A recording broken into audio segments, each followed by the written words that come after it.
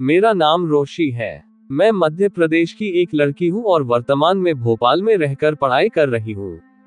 मैं अब लगभग 4 वर्षों से इस शहर में हूँ। ये घटना उस अपार्टमेंट में घटी जिसमें मैं रहती थी। 13 मई 2023 को मैं अपने कॉलेज के पास इस 2 BHK फ्लैट में मूव हुई थी। वह इलाका अभी तक ठीक से विकसित नहीं हुआ है। मैं अपनी बिल्ली के साथ अकेली रहती हूँ, लेकिन चूंकि मुझे शिफ्ट होना था इसलिए मैंने अपनी माँ से मदद के लिए आने को कहा। अब जब आप पहली मंजिल पर सीढ़ियां चढ़ते हैं तो मेरा फ्लैट सबसे पहला फ्लैट था। ग्राउंड फ्लोर पर केवल पार्किंग थी। यह एक 6 मंजिला नई बनी हुई इमारत थी जिसमें प्रत्येक मंजिल पर 2 फ्लैट थे। ये फ्लैट्स काफी सुंदर बने हुए थे, लेकिन आश्चर्य की बात यह थी कि इमारत लगभग खाली थी और केवल 4 फ्लैट ही थे जिनमें लोग रह रहे थे। मेरे फ्लोर पर यानी कि पहली मंजिल पर मैं अकेली व्यक्ति रहती थी। वहां शिफ्ट होने के बाद मेरी माँ 1 हफ्ते के बाद होम टाउन चली गई और उसके बाद उस घर में सिर्फ मैं और मेरी बिल्ली ही रह गए थे। मैंने अपना मन लगाने के लिए खुद को व्यस्त रखने की हर तरह की कोशिश करी। ये सब उस दिन से होना शुरू हुआ जब मेरी माँ हमारे होम टाउन चली गई। एक दिन मैं एक पार्टी से देर रात करीब 12:30 बजे घर आई। मैं अच्छे मूड में थी। मैंने गाना गुनगुनाते हुए अपनी कार पार्क करी। आप लोगों को मैं ये बता दूं कि किसी कारण से पार्किंग एरिया से जब हम पहली मंजिल की सीढ़ियों और गलियारे से होके जाते हैं तो वहां कोई रोशनी नहीं रहती। मैंने भी ज्यादा नहीं सोचा इस बारे में क्योंकि वो जगह नई थी मेरे लिए। मैं मोबाइल की टॉर्च जलाकर सीढ़ियां चढ़ने लगी। तभी मैंने पार्किंग एरिया से आती हुई एक आवाज सुनी, जैसे कोई वही गाना गुनगुना रहा हो जो मैं 1 मिनट पहले गुनगुना रही थी। मैंने ये सोचकर नजरअंदाज कर दिया कि जरूर कोई लड़का मुझे छेड़ रहा होगा। मैंने इग्नोर किया और अपने फ्लैट की तरफ चल पड़ी। जब मैं अपने फ्लैट का दरवाजा खोल रही थी तो मुझे अपनी गर्दन के पिछले हिस्से पर एक ठंडी सांस महसूस हुई, जैसे कोई मेरे ठीक पीछे हो। मैंने पलट कर देखा लेकिन वहां कोई नहीं था। मैं ये सोचते हुए अपने बिस्तर पर लेट गई। ये कैसे संभव है कि मई के महीने में मुझे ठंडी सांस जैसा महसूस हुआ अपनी गर्दन पर, क्योंकि गलियारे में तो कोई खिड़की तक नहीं थी। फिर जब कुछ नहीं सूझा तो मैंने इसे नजरअंदाज कर दिया और कम आवाज में गाने चला लिए जब तक नींद न आ जाए। लगभग 3 बजे मैं एक बेचैनी भरे एहसास के साथ उठी, जैसे कि कोई मेरे आसपास हो। मैंने थोड़ा पानी पिया और फिर से सोने की कोशिश करने लगी। तभी मुझे हॉल से घंटी बजने की आवाज सुनाई दी। मैंने सोचा कि यह मेरी बिल्ली है, क्योंकि वह एक घंटी के साथ कॉलर पहनती है। लेकिन फिर मुझे एहसास हुआ कि मेरी बिल्ली मेरे बगल में ही सो रही थी, इसलिए मैं ये देखने के लिए उठी कि क्या हो रहा था। लेकिन मुझे उस घंटी की आवाज का कोई जरिया नहीं मिला। यह आवाज लगभग 1 घंटे तक आती रही और फिर बंद हो गई। इस पूरे समय के दौरान मुझे यही महसूस होता रहा कि मैं घर में अकेली नहीं हूँ। मुझे अंदर से बहुत डर महसूस हो रहा था। मैंने पूरी रात जागकर काटी। जब सूरज की रोशनी हुई उसके बाद ही मैं सोई। मुझे अक्सर बुरे सपने आने लगे। साथ ही साथ नींद में स्लीप पैरालिसिस के अटैक पड़ने लगे। जिनको नहीं पता उनको मैं बता दूं, स्लीप पैरालिसिस में आपकी बॉडी सोते वक्त पैरालाइज हो जाती है। आपको सपने में ऐसा लगता है कि आप जाग रहे हो लेकिन बिस्तर से हिल नहीं पा रहे हो, लेकिन वास्तव में ये एक सपना होता है। और मैं अक्सर चिल्लाकर उठ जाया करती थी नींद से, डर के मारे।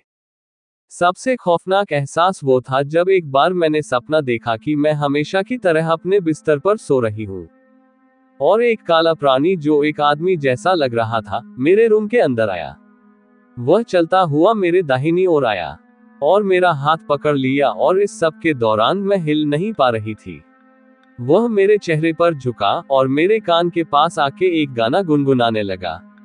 मैं इतना डर गई कि नींद से चिल्लाते हुए जागी। मैं अब अपने बिस्तर से उठ गई। सुबह के 7 बज चुके थे। फिर सुबह की चाय बनाने के लिए मैं रसोई में गई तो अचानक मेरी नजर अपनी कलाई पर पड़ी। मेरी कलाई पर मैंने 4 उंगलियों के निशान देखे, जैसे सचमुच किसी ने मेरा हाथ कसकर पकड़ा हो। अब मेरे साथ अक्सर अजीब चीजें होने लगी।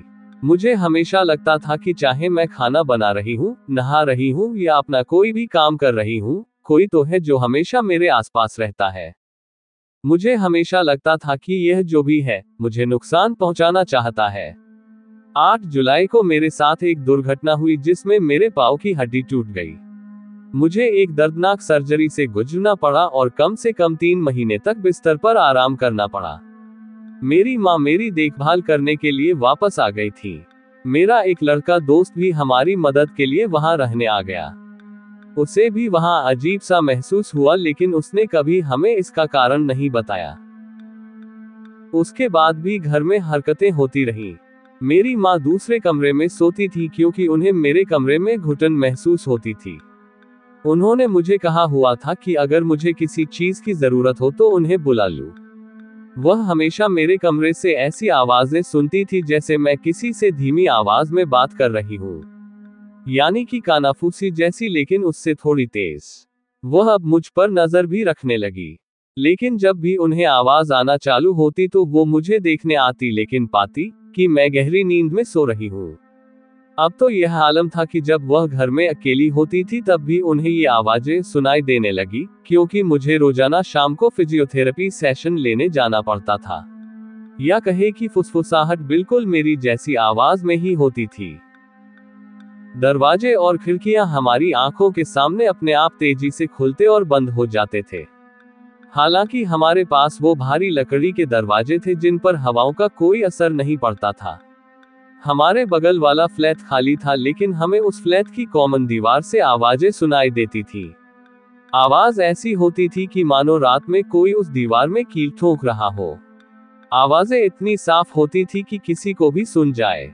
एक दिन मेरे ठीक होने के बाद मैं फिर से घर पर अकेली थी, क्योंकि माँ किसी काम से होम टाउन चली गई थी। मुझे भी अपने आसपास होने वाली चीजों की आदत सी हो गई थी, लेकिन उस रात कुछ ऐसा हुआ जिसने डर की सारी हदें पार कर दी। मेरी परीक्षाएं चल रही थी, इसलिए मैं देर रात करीब 3:30 बजे अपने कमरे में पढ़ाई कर रही थी।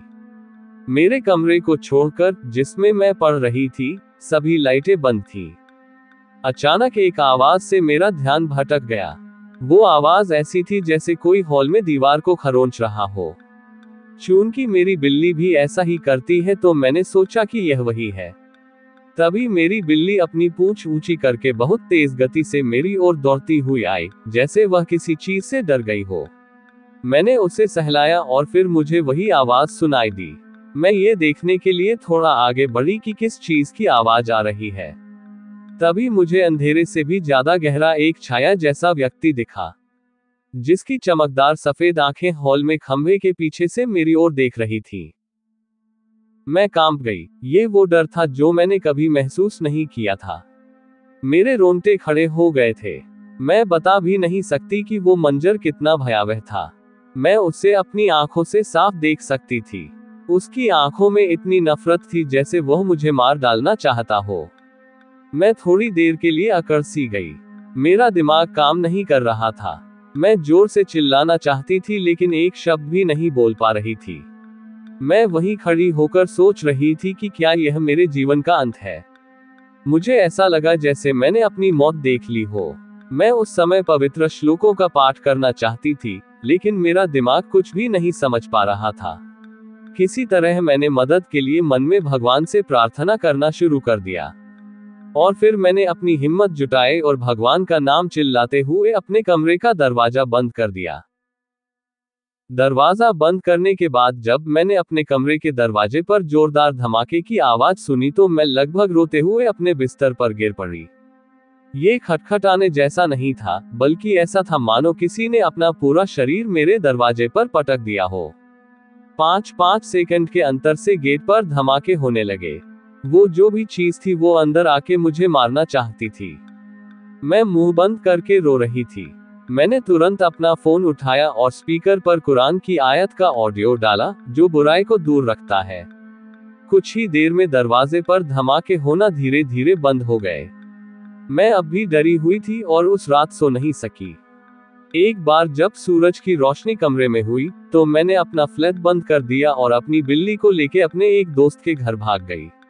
साथ ही साथ मम्मी को भी जल्द से जल्द मेरे दोस्त के घर आने के लिए कहा। मेरी घबराई हुई आवाज सुनकर मम्मी समझ गई और उसी दिन आ गई। हमने तुरंत फ्लैट खाली कर दिया।